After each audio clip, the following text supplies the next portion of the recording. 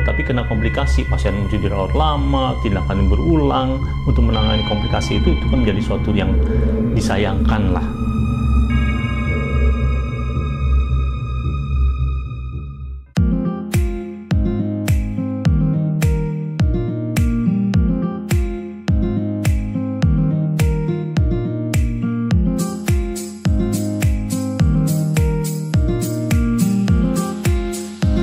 Sebelum melanjutkan video ini, jangan lupa like, subscribe, dan nyalakan notifikasinya agar tetap update dengan informasi terbaru.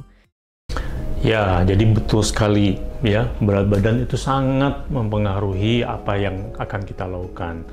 Kalau dia berat badannya masih ya 30 BMI-nya, itu kita pasti akan mengarahkan kepada tindakan-tindakan yang sifatnya non bedah lah, kira-kira ya, bariatrik yang non bedah.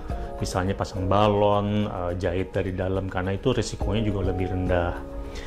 Kalau makin tinggi, kita akan mencoba lebih agresif, ya, karena kita tentunya harus turunkannya banyak, ya, kita harus agak lebih berani.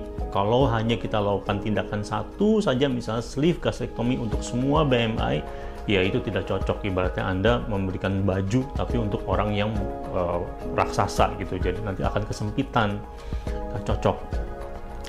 Nah, kenapa juga kalau misalnya kita lakukan balon misalnya atau ESG itu, karena memang mereka adalah tindakan-tindakan yang low risk. Kalau kita mau menurunkan 5 kilo misalnya, 6 kilo, 8 kilo, kita mendapatkan suatu komplikasi. Komplikasi di bedah badan itu kecil sekali, ya, tingkatnya rendah sekali. Tapi kalau kena, itu lumayan agak memusingkan buat dokternya maupun juga apalagi buat pasiennya gitu.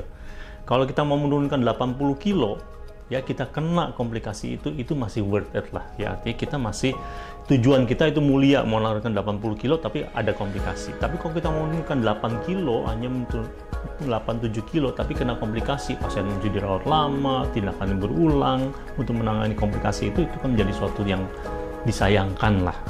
Jadi memang sangat betul, bedah bariatrik itu sangat melihat berapa berat pasiennya. Kalau pasiennya makin berat, tindakan makin agresif. Kalau kita pasiennya makin ringan BMI-nya, kita mencari yang aman. Begitu.